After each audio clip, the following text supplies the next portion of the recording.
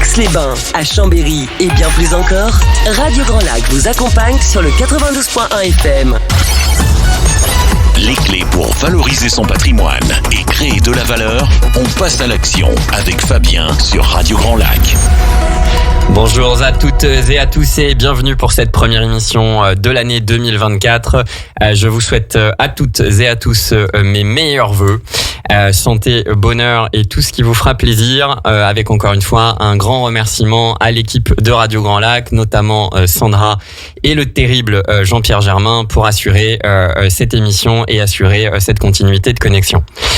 On va accueillir aujourd'hui un invité particulier, originaire de Grenoble et de Saint-Égrève. Il a commencé par vendre des chaussures, des biscuits et même au départ quelques minutes de communication dans une société qui s'appelait Isère Télécom. Quelques années plus tard, il se retrouve à la tête d'une société, ou en tout cas d'un groupe, avec une marque, avec une réputation et un savoir-faire dans la téléphonie professionnelle, nommée Ipcom. Encore quelques années plus tard, il cédera à cette société et on le retrouve aujourd'hui, un jeune entrepreneur qui a passé ce cap et qui a donc vendu sa société. Donc nous recevons aujourd'hui Guillaume Mazui, ancien dirigeant actionnaire d'Ipcom, qui a été racheté par Cohesio à la fin de l'année 2023 et qui aujourd'hui, on peut le dire, est presque un jeune retraité. Alors Guillaume, comment ça va ? Bonjour Fabien, bonjour tout le monde. Je suis flatté par ce que tu viens de dire. Merci de l'invitation déjà. Et jeune retraité, j'aurai une petite anecdote peut-être après pour ça, mais ça va bien. Merci. Bon, en tout cas, à Radio Grand Lac, on aime recevoir des chefs d'entreprise qui créent de la valeur, comme toi. Et donc, on a beaucoup de plaisir et de fierté à t'avoir. Alors, comme tous mes auditeurs, on se pose une question. Qu'est-ce qui a fait que tu es passé de la vente de chaussures, de la vente de biscuits, de commercial itinérant, de VRP, à monter ta propre structure pour ensuite, on en discutera, racheter une autre structure et enfin monter une marque qui aujourd'hui en Isère est reconnue et même connue, puisqu'il est facile de voir le nom de ton groupe sur le maillot du FCG, que l'on soutient d'ailleurs très fortement. Raconte-nous un peu comment ça s'est passé, Guillaume. Eh ben écoute, ça, des fois on dit que dans la vie il n'y a pas de place au hasard. Je trouve que un peu quand même. Disons que je suis parti déjà pour rassurer un petit peu ceux qui travaillent pas trop à l'école et qui peuvent nous écouter peut-être à cet instant dans l'école buissonnière. Je déconseille ça fortement. J'ai pas un gros parcours scolaire puisque tu as parlé de vente de chaussures, c'est quelque chose que je trouvais génial, c'est de la vente assistée. Je sais pas si on peut citer les marques des magasins, on peut très bien chez Intersport à Saint-Égrève. C'est-à-dire qu'il y avait une chaussure de chaque modèle et il fallait vendre selon ce que la personne souhaitait, selon la marque qu'on devait aussi mettre en avant. Et c'est un peu comme ça que j'ai découvert le commerce. J'avais 16 ans, c'était le samedi. Et c'est quelque chose que je trouvais juste génial. C'est conseiller, c'est orienter, c'est découvrir un petit peu ce que font les gens. Alors j'avais pas trop de base de commerce, c'était un peu instinctif. Et de fil en aiguille, tu l'as dit, j'ai fait d'autres choses. Effectivement, après ça, j'ai travaillé dans une supérette. Donc durant un bac commerce en alternance. Après, j'ai vendu des déménagements d'ailleurs. J'ai porté aussi. Alors pour ceux qui me pensent costaud, tu le vois en face de toi, je suis plutôt sec et fin. Et ensuite, mais tonique. Tonique. Exactement. Sec. J'ai dit sec. Je pas dit maigre. Et de fil en aiguille, je suis toujours resté un petit peu dans le commerce, c'est des choses qui m'ont plu. J'ai vendu des biscuits, donc on va le citer aussi, Balzen et Saint-Michel, la galette. Okay. Et au fait, tout simplement, j'avais fini ma mission au sein de cette belle structure. J'avais 11 départements, quart sud-est de la France. Alors, c'est pas dégueulasse. Mais ça fait des déplacements, par contre. Oui, ça fait des déplacements. Bon, j'avais pas d'enfants, donc c'était pratique aussi. Franchement, il y avait des beaux départements, des belle région, j'étais assez content de partir. Et ensuite, ils m'ont proposé d'autres secteurs. À l'époque, pour une raison divers, j'ai dit non et j'ai arrêté mon contrat. C'est-à-dire que j'ai arrêté sans même savoir où j'allais, sans savoir ce que j'allais faire. Et à cette époque, j'avais une idée déjà, mais c'était plus dans les sambons, tu sais, les sapins qu'il y a dans les voitures. C'était plus de la... Comment dire, côté off. En tout cas, un lien très fort pour l'instant avec la téléphonie professionnelle. On voit bien le lien là. Pour l'instant, on voit tout à fait le lien technique avec la téléphonie. On le verra aussi pour l'informatique. Donc, on voit déjà le grand technicien. J'avais un Nokia 3310, etc. Gros téléphone de l'époque qui marche encore. Et au fait, chemin faisant, tu l'as dit, quelques minutes, à la télé, il y avait les pubs, tu sais, OneTel, Télé2, CGTel. Exactement. Tous moins cher que gratuit, sauf si ton appel est court, c'est plus cher. S'il est long, c'est moins cher, selon l'un et selon l'autre. Et je me suis dit, comment on s'y retrouve au fait? C'est pour les particuliers, comment un professionnel s'y retrouve? Dans mes précédents jobs, des fois l'appel était long, des fois l'appel était court. Donc il aurait fallu l'opérateur A pour un appel, l'opérateur B pour un autre. C'était un peu compliqué. Et j'ai commencé à me renseigner, à voir comment est-ce que je pourrais, tu sais, un peu comme les tomates, hein. Alors, c'est pas encore la saison, elle arrive, mais on va au marché, on prend 2 kilos de tomates. Moi j'ai trouvé le moyen d'aller chez le producteur et repartir avec 2 camions. Et tu te doutes bien que la tomate, c'est la même, mais seulement le prix unitaire, entre guillemets, il est moins cher. Et j'ai commencé comme ça dans la téléphonie, tout à fait par hasard.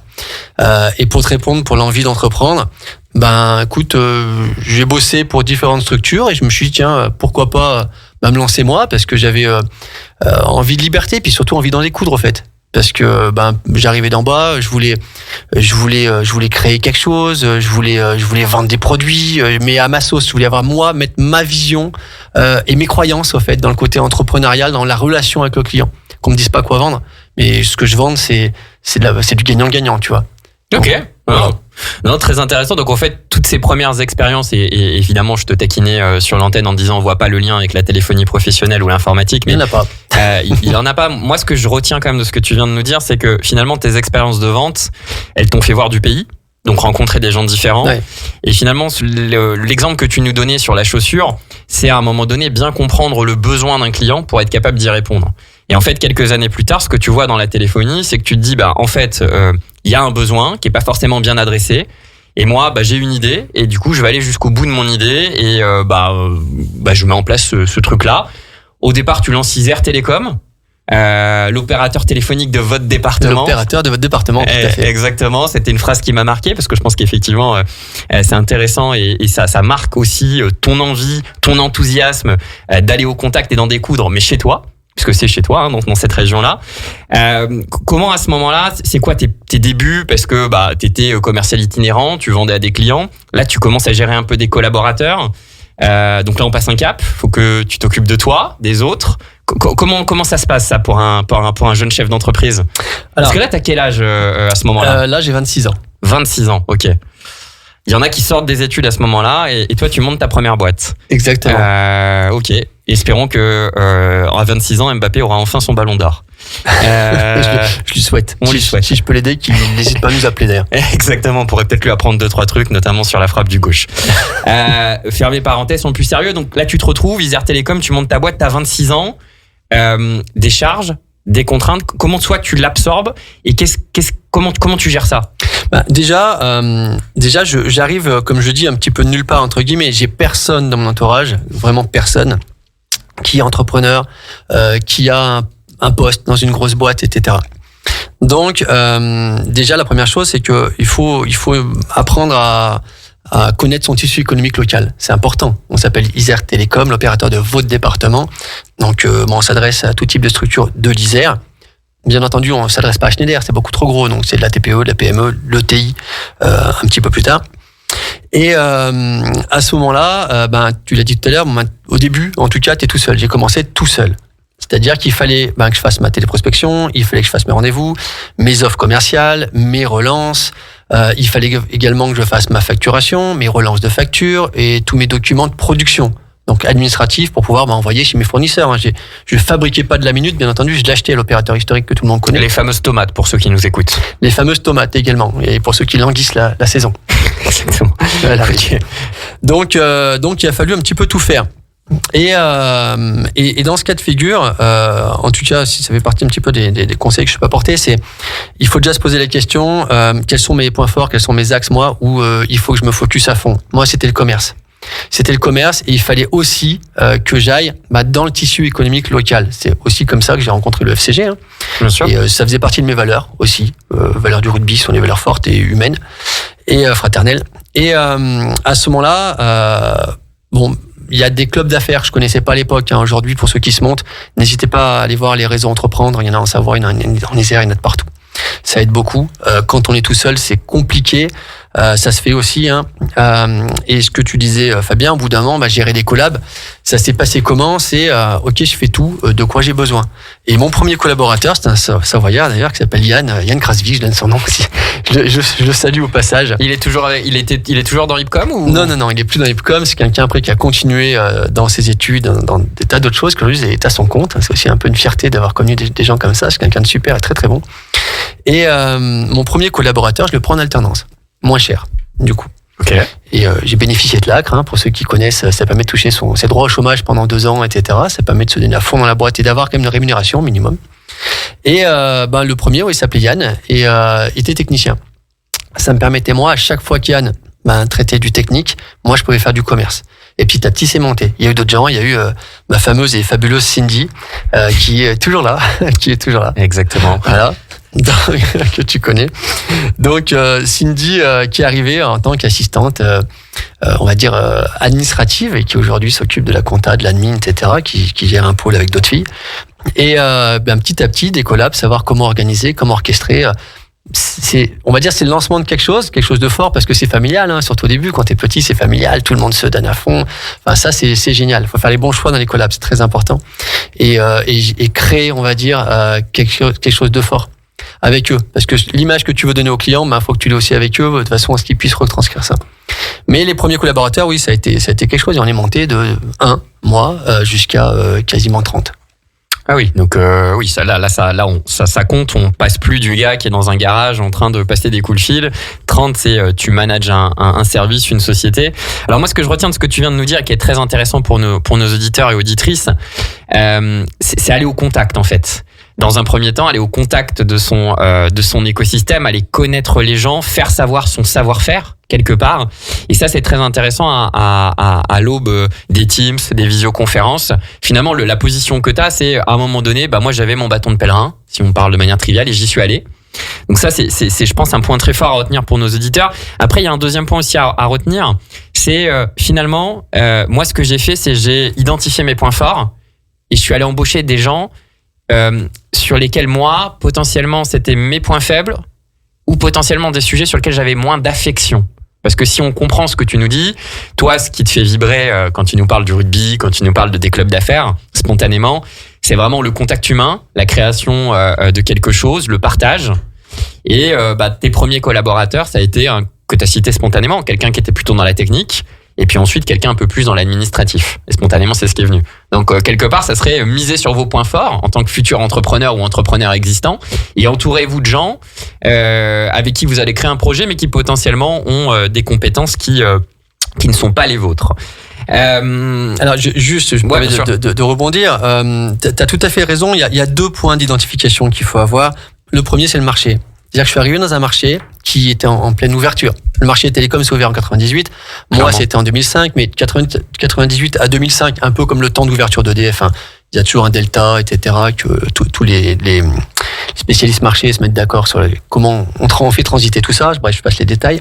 Mais identifier le manque du marché. On sort d'un monopole où d'un coup, d'un seul, il y a une quinzaine d'interlocuteurs sur le terrain, à la télé surtout, et personne sur le terrain. Donc, il y avait un manque, il y avait une demande de proximité, de service, de compréhension et surtout de sur-mesure. C'est comme ça que moi, en achetant, j'ai enlevé toutes les petites lignes, le coût de mise en relation, la première minute indivisible. J'y suis allé avec franchise dans un marché qui avait besoin de clarté. Parce que, avant, t'avais les PTT, France Télécom. C'est vrai. Là, t'en as 15. On fait quoi, les gars? On va voir qui? Et toi, t'arrives, t'es un interlocuteur local. Et faut la proximité, service, les attendus, etc. Et quand le marché a des attentes, c'est le principe de produits concurrents, on va dire c'est le même mais en mieux, ou avec des choses en plus. Et j'y suis allé par rapport à cette identification des manquements marché. Et la deuxième, tu l'as dit, c'est savoir identifier ses points forts à soi déjà. Ça, c'est important. Moi, aujourd'hui, je suis un vendeur. C'est-à-dire que mes actions, il fallait que je priorise mon temps de vente. Si demain, vous êtes technicien, priorisez la technicité de vos produits et allez chercher un vendeur pour pouvoir travailler avec vous. Donc, il a fallu ensuite déléguer le reste. Je fais du commerce, après, je délègue le reste. Et c'est difficile quand on est tout seul, on va dire. Mais il faut surtout aller vite, et encore plus quand le marché s'ouvre. parce que t'es vite rattrapé. Aujourd'hui, des gens comme moi, enfin comme Ipcom, il y en a pléthore. On est le 33e opérateur français. Il y a du très très lourd, comme ça on va dire waouh, il pèse lourd. Bon, il y a du très très lourd. C'est les 3 nationaux qu'on connaît, qui sont juste à grands coups de milliards. Ensuite, il y a ceux qui font entre 100 et 60 millions, les quelques-uns, et très vite après ça descend. Donc aujourd'hui, il y en a énormément qui se montent. Et des boîtes comme moi qui sont sur le terrain et qui vont prêcher la bonne parole et l'approche, etc. Il y en a vraiment beaucoup. À l'époque, il n'y en avait guère. On a été les premiers en Isère à proposer la voiture IP d'ailleurs. D'accord, ok. Il fallait en essuyer les plâtres à l'époque, mais on l'a fait. Aujourd'hui, ça marche bien. Ok, clairement. Il y a un truc qui m'a marqué moi quand j'ai parcouru plusieurs fois tes locaux, c'est l'esprit d'entreprise. Et l'adhésion de ton équipe à ton projet. Tu disais justement savoir bien s'entourer, bien sélectionner. On passe de 1 à 30 salariés. Comment on fait quand on commence à 26 ans et puis quelques années plus tard on commence à avoir des collaborateurs? Comment on fait pour bien les sélectionner? Comment on fait pour les embarquer ensemble? Parce que la stratosphérique croissance de ton groupe, qui amènera d'ailleurs à l'acquisition et une croissance externe, elle est liée à la qualité de ton équipe, donc à la qualité de ton choix et à la qualité de les embarquer. Comment on fait pour bien sélectionner ces gars, pour qu'ils y aillent avec enthousiasme et quelque part, comme tu l'avais dit dans un interview, comment on fait pour que les gens qui viennent au travail, ils viennent pour y prendre du plaisir? Parce que ça, c'est un point qui est très important et ce qui se ressent dans tes locaux. On sent l'adhésion au groupe, on sent le plaisir de tes équipes, que tu mets dans des conditions très agréables. Tu as une petite salle de sport dans Icom, les locaux sont sympas. Et voilà, moi je suis dirigeant demain, je veux passer un cap, donc je dois le passer avec une équipe, on peut pas y arriver tout seul. Comment je fais pour faire les bons choix de gars ou de filles, ça c'est une expression de rugbyman, et comment je fais finalement pour les embarquer avec moi, parce que je suis rempli de bonnes intentions, mais parfois il y a un émetteur, parfois il y a un récepteur, et parfois la messagerie elle est brouillée. Comment on fait, Guillaume? Comment t'as fait surtout, parce qu'après il n'y a pas de vérité absolue, mais... Alors je pense qu'il y a une chose, c'est faire. La deuxième, surtout la plus dure, c'est maintenir avec la croissance. Donc comment on fait? En fait, si tu veux, je pense qu'au début déjà, tu prends des gens qui ont le même ADN, le même état d'esprit. Et entre ce qu'on faisait il y a bientôt 20 ans et ce qu'on fait aujourd'hui, même là, ça a changé. Parce que aujourd'hui, comment dire, il faut créer le sentiment d'appartenance. T'as des tas de choses qui ont bougé. On va venir sur l'après après. Mais en tout cas, sur la base de l'équipe, des gens qui ont ton ADN, des gens à qui tu donnes une vision. On dit un chef, c'est un marchand d'espérance. Il faut que les gens sachent où ils vont, qu'ils sachent quel est leur rôle et le rôle à jouer vis-à-vis des clients, les attentes des clients et l'importance. Moi, je leur ai toujours dit, c'est pas moi qui commande, c'est le client. Celui qui fait ton chèque à la fin du mois, celui grâce à qui on encaisse l'argent, c'est le client. Donc le client, c'est la base de tout. Moi, je veux pas entendre comme dans certaines boîtes, on y va, on les gorge, on y va, on fait ci, on fait ça, on le plombe.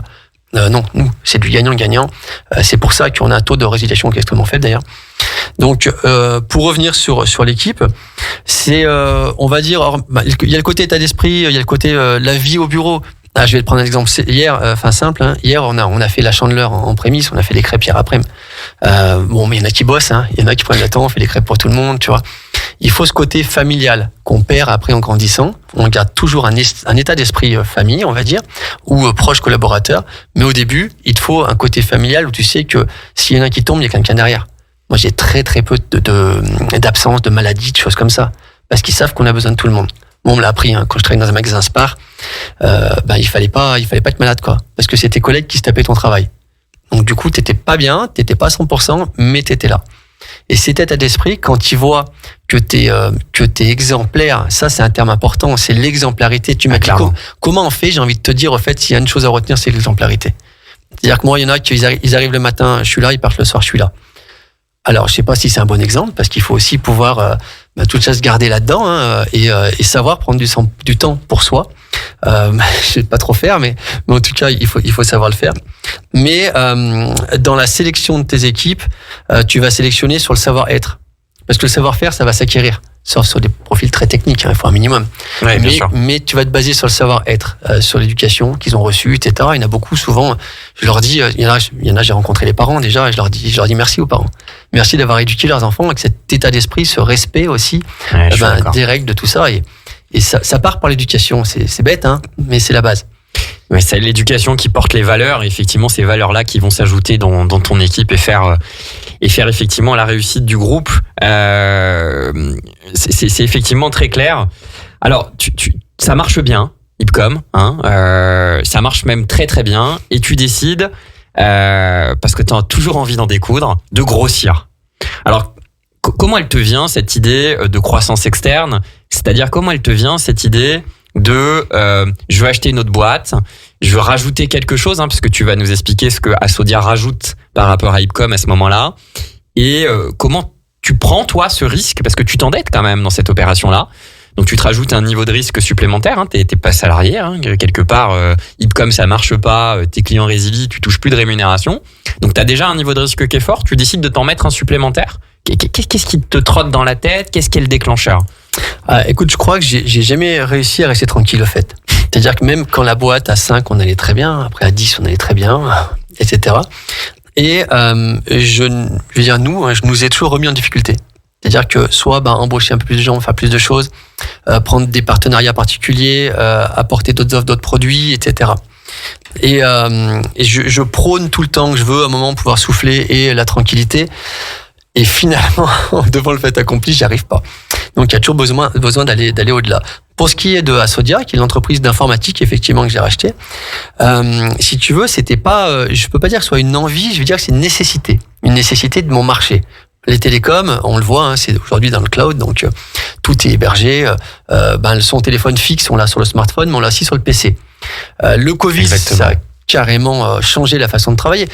Je me rappelle, je disais à mes clients, voilà, aujourd'hui, quelqu'un prend son téléphone, il va le brancher chez lui, ou on met le téléphone sur son ordinateur, il va voir si vous êtes en ligne ici ou pas, etc. Et les gens disaient, ok, mais je vois pas pourquoi quelqu'un va partir avec son téléphone chez lui.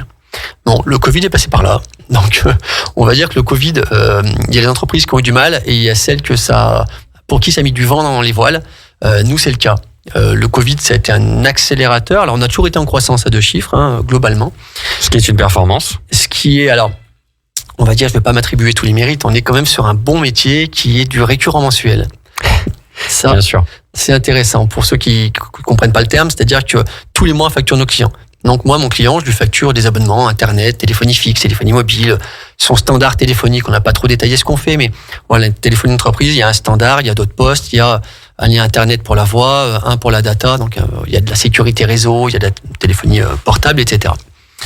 Et nous, ce qu'on fait, c'est que les abonnements qu'on facture, c'est mensuel. Donc on commence l'année N avec 70% du chiffre, quasiment de l'année N-1 dans les télécoms. D'accord. Dans l'informatique, on va revenir dessus, mais je l'ai racheté, elle faisait 30, aujourd'hui on est à 50, en récurrent. Donc ça, on va dire, c'est quand même un bas de gaine qui est intéressant, alors on se le crée. Par contre, l'inconvénient, c'est que c'est long à payer. Hein. C'est-à-dire que moi, j'ai mis un moment avant de me payer sur Ipcom. Moi, les 3 premières années, je me suis pas rémunéré. Donc, du coup, d'ailleurs, j'ai pas de honte à ça, mais suite à une séparation, au bout de 2 ans, je suis retourné chez ma mère, et ce qui m'a permis aussi de pouvoir serrer les fesses financièrement, pour pouvoir tout laisser dans la boîte. J'ai toujours géré ça en bon père de famille. Hein. Voilà, j'ai jamais flambé, j'ai jamais acheté d'hélicoptère, ni quoi que ce soit, pas encore. Donc, Thalès te remercie en tout cas. Voilà. Thalès te remercie. Ouais, si je peux aider. Donc, pour revenir sur Assodia, par rapport à notre métier des télécoms et le fait que la téléphonie devient hébergée et le téléphone fixe devient sur l'ordinateur, c'est quelque chose qui est de plus en plus courant. Nous, aujourd'hui, on a des clients qui veulent plus de téléphone fixe. Ils veulent tout soit sur le smartphone, soit sur l'ordinateur. Et à ce moment-là, la donne est simple, hein, c'est sur l'ordinateur, ça veut dire que les informaticiens vont vendre des télécoms. Ils ont tous commencé à le faire. Les vendeurs de copieurs, ils se sont mis aux télécoms, à l'informatique, etc. Donc, je respecte les vendeurs de copieurs, on est bien d'accord. Mais il doit y avoir une private joke et on les remercie de nous écouter. Ouais, je suis pas allé plus loin dans ma démarche. Donc, du coup, c'était une nécessité. Parce que celui qui détient ce qu'on appelle le device, le PC, demain, il détiendra aussi la téléphonie, donc potentiellement le canal pour le flux Internet, donc le routeur qui va dessus, donc la sécurité. Donc, c'était important. Et je voyais le marché tourner, il fallait qu'on y aille. Là, potentiellement, en plus de ça, Assodia était un partenaire avec qui on travaillait déjà. qui nous renvoyaient, nous, des clients en télécom, on renvoyait des clients en informatique. Et l'occasion a fait que... Et c'était, hormis l'occasion, c'était vraiment la nécessité. Si c'était pas eux, ça serait d'autres. Ça fait un moment que je lorgnais déjà des boîtes d'informatique. J'ai déjà racheté un parc, une société qui s'appelait CISCare. Donc là, j'ai racheté seulement le parc informatique pour commencer à mettre le pied à l'étrier pour mes équipes aussi. On commençait à recruter des gens qui étaient spécialistes en info, etc. Et le produit de demain, de toute manière, c'est le One Device. Donc tout sera dans le même outil. Donc tous les téléphonistes aujourd'hui, de mon type de structure, on va dire, je parle pas d'Orange et autres, ils font maintenant de l'informatique. Et les informaticiens, de plus en plus, même si la téléphonie, je dis c'est un vrai métier, l'informatique aussi, mais la téléphonie, c'est pas si simple que ça. Donc certains, ils font des offres, bref, courtage, où ils achètent ça à quelqu'un, et d'autres, ils le font à 100%. Donc le marché se regroupe, il y a une très très forte concentration dans le marché des télécoms de l'informatique actuellement, et des copieurs, je crois qu'on va peut-être en parler un peu après.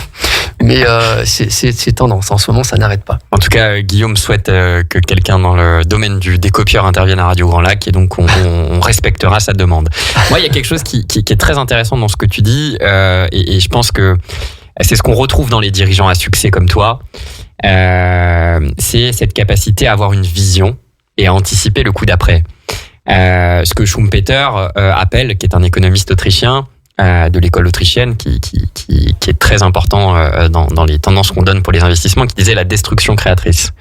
Et moi, ce que j'ai envie de comprendre là, avec toi, c'est à un instant T, tu as une idée pour créer ta boîte, qui finalement est une vision. Tu te dis, tiens, là, il y a un coup à faire, il y a une opportunité, le marché est pas bien organisé, il est pas bien pricé, les acteurs sont pas bien adressés, j'y vais. Quelques années plus tard, tu es encore dans ce même marché et tu sens que ce marché il glisse vers ce que tu appelles le One Device. Je prends des raccourcis, je vais vite, mais dans l'idée c'est ça. Tu dis tiens, le marché, finalement, la téléphonie elle va changer, elle va aller vers l'informatique. Moi, il faut que j'anticipe ce coup-là. Et on verra d'ailleurs que certainement le fait de l'avoir anticipé, ça t'a amené quelques années plus tard à pouvoir te rapprocher dans un projet commun avec Cohesio. Mais selon toi, quels ont été les facteurs clés qui t'ont permis d'avoir cette vision? Parce que quelque part, elle est décisive dans la stratégie de ton entreprise, dans la création de valeur. Quels sont les éléments qui t'ont permis de prendre conscience de ça et d'avoir cette vérité qui t'est arrivée en pleine tête? Comment tu l'expliques en fait? Alors, il y a plusieurs choses. Et je dirais que dans les deux cas, c'est le client, de toute manière. C'est le client final. Qui de par les besoins dont il te fait part. Et je vais reprendre cet exemple de Covid. Quand tu sais que le gars, il faut qu'il parte chez lui avec son PC, et qu'il te dit, ok, le téléphone, tu fais comment? Mon téléphone, tous, ils faisaient des renvois d'appels. Un transfert sur un portable. Enfin, tu vois, il y avait des façons de faire qui étaient, je vais pas dire artisanales, parce que l'artisan font du bon boulot, mais qui étaient plutôt archaïques d'ailleurs. Et du coup, c'est ok, ils partent tous avec les PC. Et énormément de clients ont acheté des PC portables. Donc, il y a eu beaucoup de renouvellement de parc. Là, je n'avais pas encore acheté à Sodia. Nous, on avait renouvelé certains de nos clients déjà informatiques. Mais ça voulait dire qu'il y allait avoir, de toute manière, concentration dans les mêmes outils, mais plus de nomadisme. Aujourd'hui, le télétravail, c'est plus que rentrer dans les mœurs. Il y a des gens qui demandent un full télétravail. Il y en a qui proposent des tas de solutions. Il y a des boîtes qui... c'est venir au boulot qui est dérogatoire maintenant. Exactement. Donc, on a ce marché... on va dire l'orientation via la nouvelle façon de fonctionner, puisque ça a totalement été adopté, le télétravail, le fait que les gens ont besoin de solutions hybrides. Donc c'est en soi, quand je dis le marché et le client, parce que le client a eu un besoin par rapport à l'évolution du marché, et nous, on a vu comment on pouvait répondre à ça. Et cette notion de se rapprocher, on est dans les mêmes métiers technophiles. Donc, au bout d'un moment, le routeur chez le client, le routeur, c'est la box de la maison, mais beaucoup plus sécurisé en gérant les flux, répartition, etc. C'était soit l'informaticien, soit nous qui le mettions. Donc, des fois, il y avait un conflit d'intérêts. Il y avait un problème. Le client, il appelle l'informaticien. L'informaticien va dire, non, appelez le téléphoniste. Le téléphoniste, il va regarder, non, monsieur, le problème n'est pas le lien. Le problème, c'est le routeur. Rappelez l'informaticien. Le client, il rappelle l'informaticien. En fait, c'est le client qui avait je me permets l'expression, le cul entre deux chaises. Et le besoin, une fois encore, le client qui a le cul entre deux chaises et qui dit, attendez les gars, vous pouvez pas l'appeler vous l'informaticien. Nous, on l'a toujours fait. En fait, ça a évité que l'informaticien, au bout d'un moment, dise, attendez monsieur, c'est Internet, c'est la téléphonie, je vais le gérer moi. Nous, on a toujours appelé nos confrères là-dedans et on s'est aperçu qu'au bout d'un moment, le client, il perdait aussi un petit peu et son job à lui, c'est pas d'appeler Pierre-Paul Jack. Son job à lui, c'est de faire son job, tout simplement. Et nous payer pour le nôtre. Donc, on a voulu tout regrouper.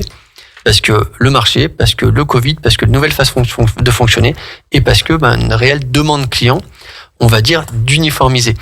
Avant, les gens voulaient pas mettre toutes leurs billes dans le même panier. Je me rappelle, on vendait des minutes, mais l'abonnement, on les gardait chez Orange, la téléphonie mobile était chez quelqu'un d'autre, et le matériel téléphonique était encore ailleurs. Il y avait 5 interlocuteurs. Aujourd'hui, le client, il veut passer un coup de fil à une personne qu'il connaît, qui va décrocher en moins de 20 secondes, et qui va gérer sa téléphonie, son informatique et son réseau local. Ok, non, très intéressant. Cette vision, en fait, elle vient, on l'entend, on le perçoit, en fait, que tu as eu d'anticiper ton marché, elle vient du contexte. Parce qu'effectivement, la manière dont tu as appréhendé le Covid, elle vient, et on le perçoit, cette volonté de service.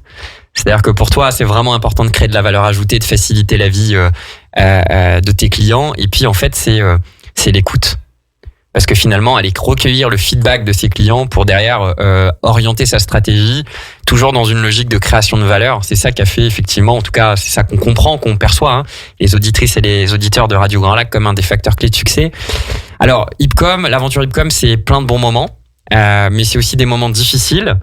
Parfois, quand on est bon dans un marché, on affronte des concurrents qui sont pas toujours loyaux, qui sont mauvais perdants.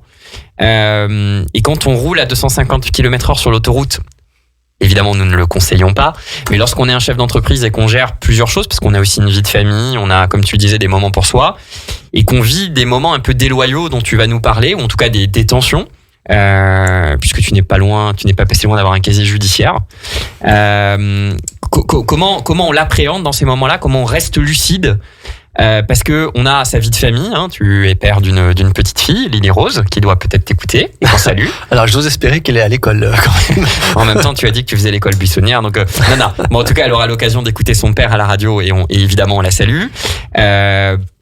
Tu à ce moment-là gères une entreprise avec plusieurs dizaines de salariés, avec des contraintes, des charges, des revenus à assurer, et tu dois prendre ce coup-là, même si tu es tonique et sec, ça n'empêche que ce coup-là il fait mal. Comment on l'appréhende, et dis-nous-en un peu plus, parce que c'est aussi ça la vie d'un entrepreneur, c'est aussi avoir des bonnes idées, avoir une vision, mais avoir des gens qui parfois sont un peu mauvais perdants. Parle-nous-en un peu. Alors, je crois qu'on a déjà parlé, tu sais que je suis un ancien boxeur et que j'aime bien la bagarre, bagarre comme dirait et c'est Moon. Exactement, mais Nganou, je suis là pour frapper les gens, je vis ma vie je gagne ma vie en frappant des gens. Je gagne pas ma vie, pas totalement. D'accord. Mais c'est vrai que quand on les prend, par contre, les coups, et quand ils sont durs, franchement, on a beau aimer la bagarre, moi j'aime la bagarre, la conquête, le marché, le dynamisme, quand on les reçoit, ouais, ça fait mal. Il y a eu plusieurs choses, on peut en parler un petit peu, il y a soit quand on te laisse une grosse ardoise de 200 000 euros alors que tu fais que 2 millions de chiffres, et qu'on n'a pas des grosses marges dans la téléphonie, on vit chichement. Mais il y a ce genre de choses où tu dois te dire, attends, comment je vais faire, comment je vais rebondir, t'es obligé d'emprunter de l'argent, t'es endetté à titre perso, le premier salaire que t'enlèves, c'est le tien, et que à côté t'as les avocats, t'as tout ce genre de choses qui vont aussi, on va dire, complexiter ta tâche, parce que c'est des choses très très longues, et puis en France, la justice fait que parfois elle est un peu injuste aussi, donc tu vois que les gens font. En tout cas, elle est longue, elle peut être longue surtout. Elle peut être très longue. Donc j'ai toujours tout gagné en fait. Tout ce que j'ai eu en termes de surtout en termes de procès, j'ai toujours tout gagné. Au bout d'un moment, et le dernier en date, qui datait de très longues années, mais on a fini par l'avoir. Donc c'est compliqué parce que du coup mentalement t'en prends un coup, financièrement t'en prends un coup. Moi j'avais fait un prêt développement à la banque pour développer la structure. Au final il a bouché un trou. Je remercie mes banquiers d'ailleurs qui m'ont toujours suivi, et quand je leur disais bon les gars attention là, faut que je fasse passer un paiement, ça va piquer, je vais être à moins 100 000. Bon, ils me disaient passer ça, le temps que nous, on encaisse rapidement, on encaissait dès qu'on envoyait les factures. Je payais un peu plus tardivement mes fournisseurs. Enfin, c'était des moments difficiles parce qu'au bout en fait, tu te dis, je vais déposer la boîte. C'est-à-dire que, qu'est-ce qui te reste, quoi? Donc, la boîte était quand même pas loin de déposer. Donc là, on est d'accord, on fait référence à l'ardoise que tu as prise. C'est-à-dire qu'un client c'est l'ardoise. Voilà, un client qui ne t'a pas payé 100 000 euros sur un chiffre d'affaires 200 000 euros sur un chiffre d'affaires de 2 millions, c'est ce que tu disais. Ouais. Donc 10% du chiffre d'affaires qui ne rentre pas. Et là, à ce moment-là, tout ce que tu as monté, c'est en quelle année ça? Écoute, je l'ai plus en tête, mais à mon avis, on a quasiment une dizaine d'années. Donc il y a une dizaine d'années, tu es en plein développement, tu as cette boîte-là, tu as ce projet-là, et on te coupe les ailes. Ouais. Et en plus, c'est peut-être des sacrifices. Tu peux peut-être pas partir en vacances. Enfin, peu importe, on n'est pas là pour en parler, mais il y a peut-être c'est un sacrifice financier. Ça te coûte à la fois mentalement et financièrement. Et comment là, on remonte, on repart à la bagarre. Alors, tu as bien souligné l'importance de tes partenaires de l'époque qui effectivement t'ont soutenu, les banques. Mais du coup, comment on remonte dans ce combat? Comment on repart à la charge? Parce que, comme tu l'as dit, c'est un marché concurrentiel. Il faut y retourner avec de l'envie, du dynamisme et surtout rien montrer à ses équipes. Comment on fait dans ce cas-là? T'as déjà vu Rocky 2 ou pas? Ouais. Là, déjà. L'œil du tigre. Là, ça, c'est le 3. Ah, ok. Oui, effectivement, tout à fait. Apollo Creed, le deuxième. Il y a le cas de revanche dans le 3 aussi, mais déjà, tu te mets la musique de Rocky tous les matins. Parce qu'elle fait vraiment du bien, je vous invite à l'écouter. Eye of the Tiger, Survivor. Exactement. Et t'as un esprit, en fait, t'as envie d'en découdre parce que surtout, faut pas te laisser abattre. Parce que des difficultés, il y en a tous les jours. Et ouais, c'est vrai que tu dors mal, c'est vrai que t'es dans la merde financièrement. Et tes collaborateurs, ils vivent ça quelque part en même temps que toi aussi, parce que tous les projets que t'as prévus sont pas là. Et au bout d'un moment, t'as envie d'en découdre, dans le sens, t'as envie de t'en sortir pour te venger, entre guillemets, pour avoir ta revanche. T'as aussi envie de relever la tête, parce que mine de rien, tu te regardes, tu te dis bon, ok, je suis en pleine santé, je suis en pleine force de l'âge, je vais aller voir un peu plus de prospects, plus de clients, on va remonter ça. Et si tu veux, c'est un deuxième combat, c'est la revanche, mais quand t'as une bonne équipe derrière toi, c'est ok les gars, on va y aller. On va pas se laisser avoir, on va y aller, on va y retourner, on va se battre, on va sur le terrain. Et d'un côté, ça donne même un regain d'énergie. Parce que c'est comme dans tout, tu sais, c'est une acceptation, t'as une phase de deuil, mais tu restes pas longtemps dedans. Après, tu reconstruis, tu veux retourner, tu veux te battre, on va dire, pour y arriver. Et ça a mis un bon coup, ça soude les gens, ça soude les équipes aussi. Et puis après la vie continue, quoi. Parce que quoi qu'il en soit, t'as tes deux mains, tes deux jambes, et t'es pas à plaindre. Je pense plutôt aux gamins qui sont dans les mines de cobalt en train de sortir ça pour les iPhones. Je veux dire, là, ouais, on les plaint plus. Nous, on avait juste à se dire, ok, j'y vais, j'y retourne. Ok, non, très clair. C'est finalement ça résume un peu tout ce qu'on s'est dit. C'est cette volonté de création de valeur que tu as eu avec finalement la volonté d'embarquer des gens dans un projet commun. Et ça, finalement, ça s'est construit tout au long de ton parcours. Alors, on approche des dernières minutes de l'émission. Si on accélère un peu, ton développement se passe très très bien. Tu commences à embêter et à chatouiller les plus gros, qui d'ailleurs marquent et notent ton empreinte locale. Encore une fois, quelle réussite Deepcom dans la région. Quand on voit l'événement que tu as fait avec HP, la réussite, la qualité de tes partenaires et ta visibilité, on a envie de dire chapeau bas à l'artiste. Parti de rien pour arriver là où t'es. Remarqué par les pairs qui finalement te font une proposition de partenariat, de rapprochement, de création de valeur, une belle rencontre qui se solde par la vente de ta société et une proposition de valeur commune avec tes équipes. Si on devait conclure cette expérience entrepreneuriale que tu as vécue, et si finalement tu devais en quelques minutes, en 1 minute, dire à nos auditeurs quels sont et quel a été le facteur clé de succès pour toi, ou en tout cas qu'est-ce que tu retiens. Alors je vais le dire autrement, parce que j'ai Jean-Pierre qui fait des gestes à côté de moi pour que ça dure 30 secondes. En 1 seconde, en 1 minute, si tu devais dire quelque chose, un mot, une phrase à Guillaume Mazui il y a 20 ans, qu'est-ce que tu lui dirais? Alors, si je devais parler à Guillaume Mazui il y a 20 ans, déjà, je lui dirais que... En une phrase ou en un mot, s'il te plaît. Il y a toujours un chemin pour les personnes de bonne volonté. Eh ben, écoute, c'est parfait. C'était Guillaume Mazui et Fabien Giraud en direct de Radio Grand Lac. Un grand merci à l'audition et je vous donne rendez-vous dans 15 jours pour une nouvelle émission de On passe à l'action. À bientôt, au revoir. Retrouvez également votre radio préférée, Radio Grand Lac, sur radiograndlac.com et sur les réseaux sociaux. Radio Grand Lac, votre radio.